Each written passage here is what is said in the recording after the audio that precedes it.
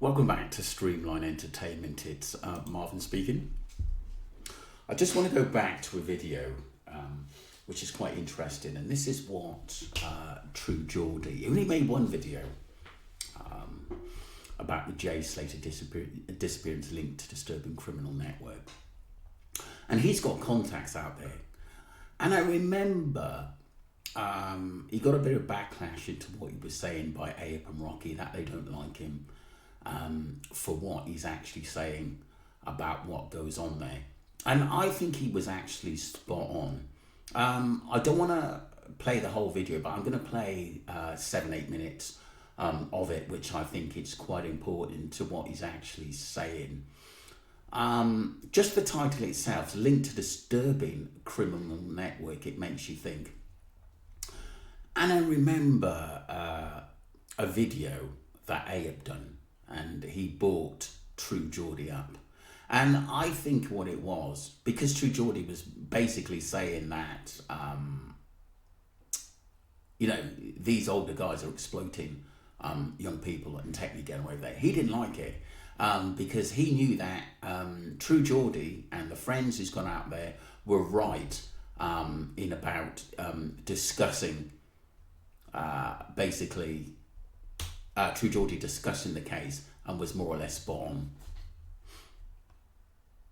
And my mate who knows this area very well says this footage is definitely 100% taken from the area that these people were staying in. We can't verify whether it was them there, what time it was taken, but we know it's the area. Now, someone has annotated this and said that one person is Jay, one person is Lucy. We don't know if this is true, but we'll watch it anyway.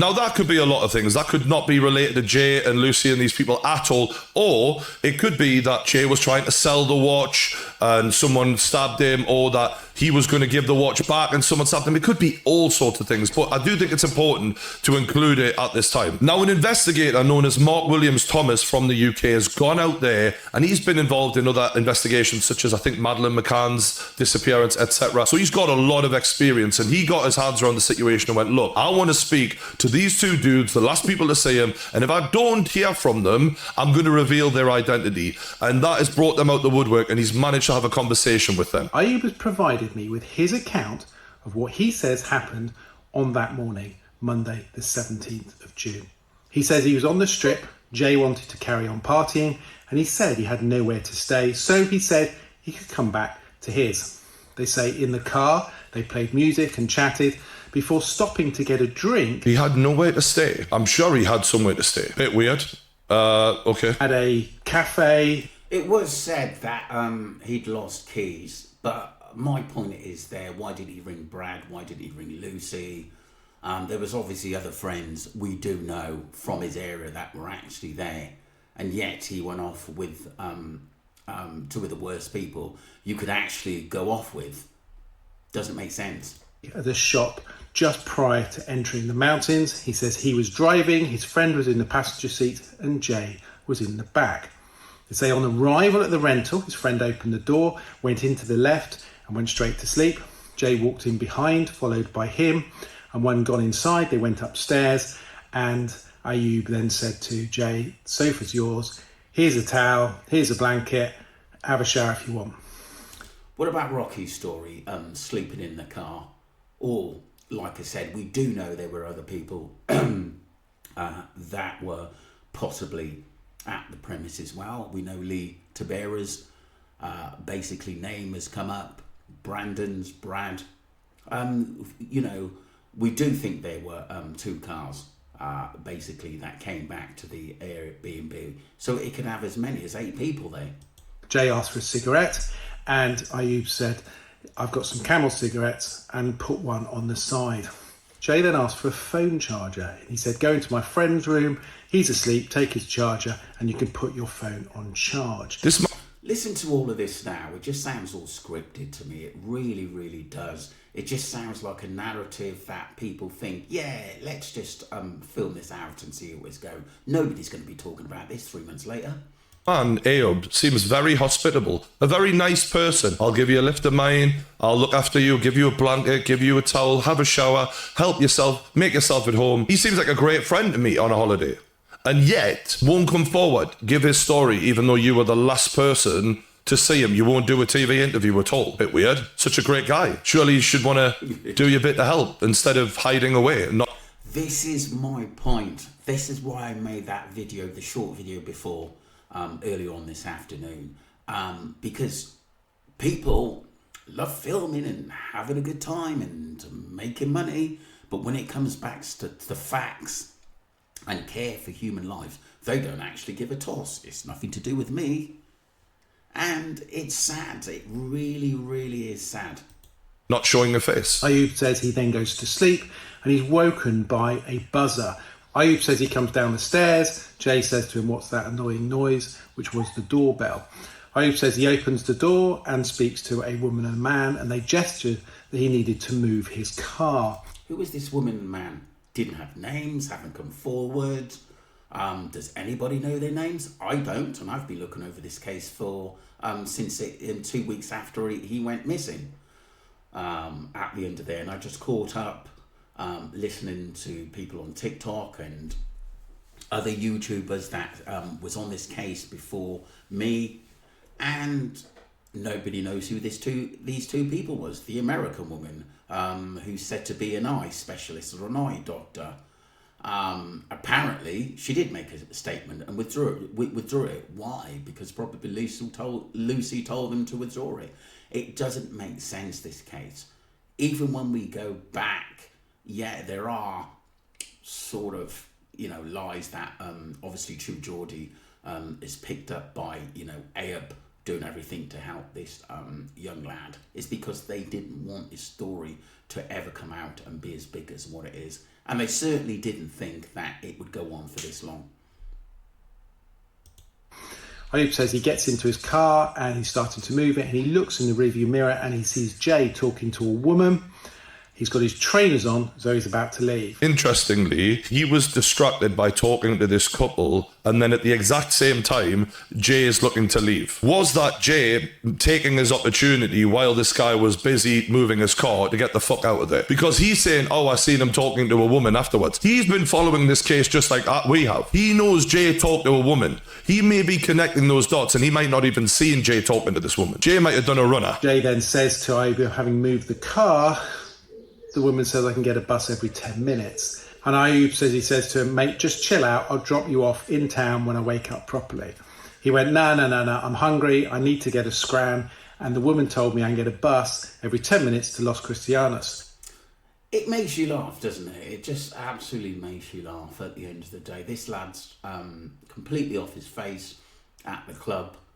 And then after 2 hours, early hours of the morning, or basically after 8 o'clock. What time do they get back? Supposedly, Ayoub says, between 5 and 6 o'clock?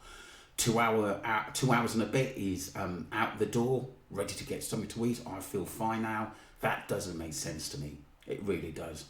If I had been out on a Jay Slater night, what I think he was probably on and what happened to him, and probably Spike, you wouldn't be getting up at 8 o'clock in the morning. I can assure you that. Ayoub says, he replies, there's no bus coming. This is my green door. If you need me. He says he shut the door. Jay walks away and he goes back to sleep.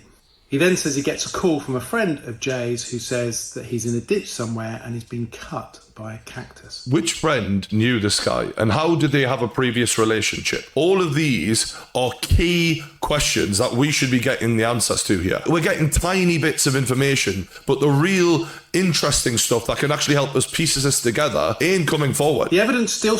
That's my point. Time. So if people really cared about Jay and wanted justice for him, Brad's mum, Brandon, why don't they come out and give us a time schedule? He left the club 2 a.m. in the morning. He walked outside We saw him with Rocky and Ayub being taken away in a car. This registration of car was such and such. They went here, they went there. Nothing. We haven't got a time schedule. We don't know whether that the beach video is completely legit.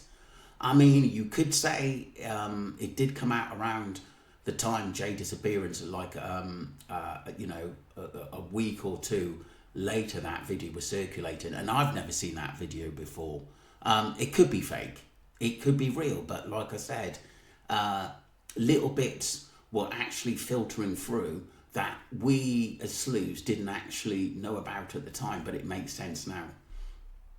Strongly supports that Jay left the Airbnb suddenly, walked for 30 minutes before wandering off-road, where at 08:49 and 08:50 on the Monday he dropped a location pin. Again, like, you're on a session till the early hours of the morning, right? I was young once. When you've been up all night partying, the last thing you want to do is get up at fucking 8 o'clock in the morning and do a hike. You want to... That's what I just said, people. This is what I've just said. You know, you're making sense. And Jay's mum said he didn't even like walking to the barber's, which is just up the road from him, apparently.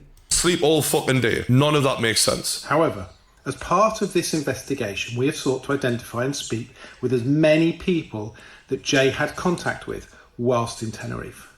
The result of this digging has opened up an established criminal network with links to drugs, violent crime and theft. This geezer has basically stuck it on them without saying it and gone, they're involved in crime, whether that be drug trade, which you'd expect it to be, and stealing, because we already know Jay has been taking fucking watches for people. This ain't an innocent, he just got lost situation. That is obvious now. Appreciate that at this stage I cannot expand any further on what we now know. Okay, so he's not able to tell us the full shit, but we can piece it together a little bit. So what was the most likely outcome for Jay Slater? Well, let me know in the comments, you know, what your theories are, because I'm fascinated to read these. But for me, this kid was hanging around with stone-faced criminals who've done time for proper drug dealing operations, and now admitted by his own at Snapchat that they'd robbed a very expensive watch off a geezer that night. His friend Lucy doesn't want to show her face for a reason. This group of people were probably up to no good. Whether it was a drug dealing operation gone wrong, or that Jay had been moving a lot of coke and he'd, you know, lost a load of it, which people have suggested before, and that was why he was punished, or that it was a case of, we're taking that watch and you've got to go. Whatever the case, in every single crime documentary I've ever seen, the last person on record to have been with the guy who disappeared had a hand in it. Now, if this man did not himself kill Jay, he knows what happened to him. It was either him... Totally agree. And like I said, we know a lot of people are in on it, and also they will do this again, and this is why we have to get as much information out there as possible, and still try and get justice for Jay Slater, even though it seems to be filtering out a little bit and filtering out as well, where I think people has come as far as they can, but like I said, information is still coming through.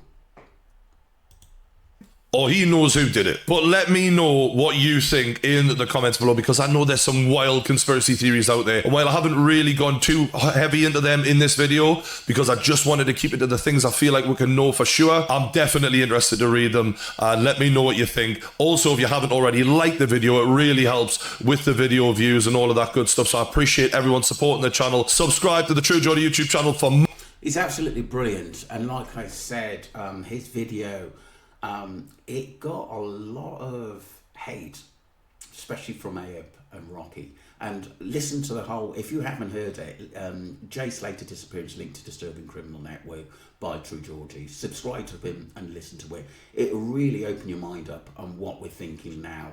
And like I said, True Geordie's got connections in Tenerife, and I'm pretty sure he was told what, you know, goes on there and what he thinks went down, and his narrative is absolutely brilliant as well in actually dissecting the case.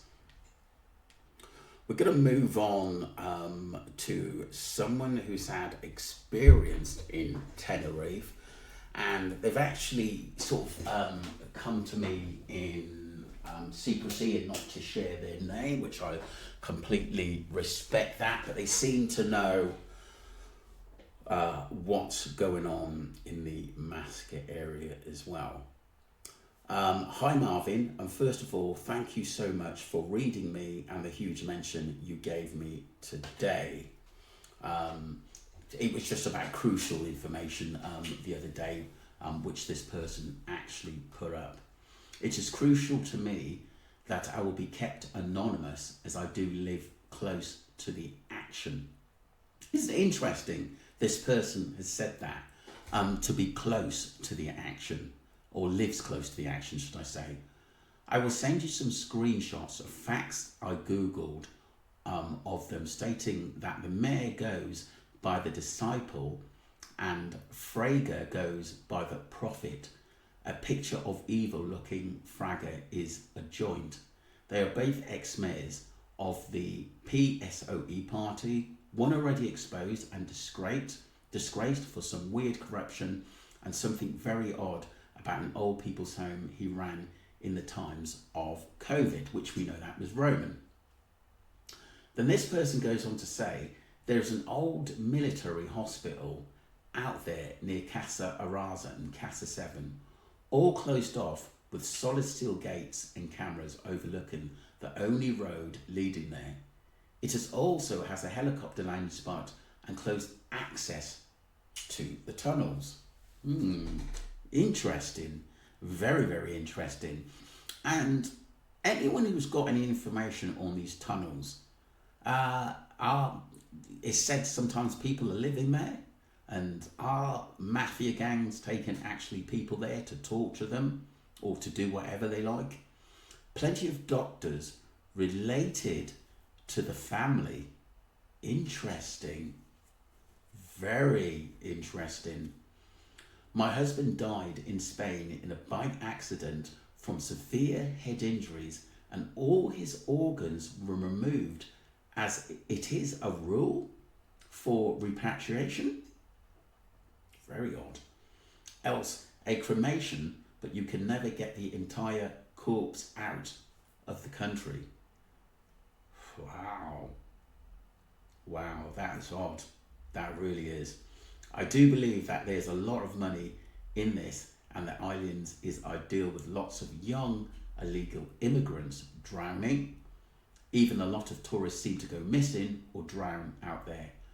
I am multilingual and get my informations in all languages, so I can always double check.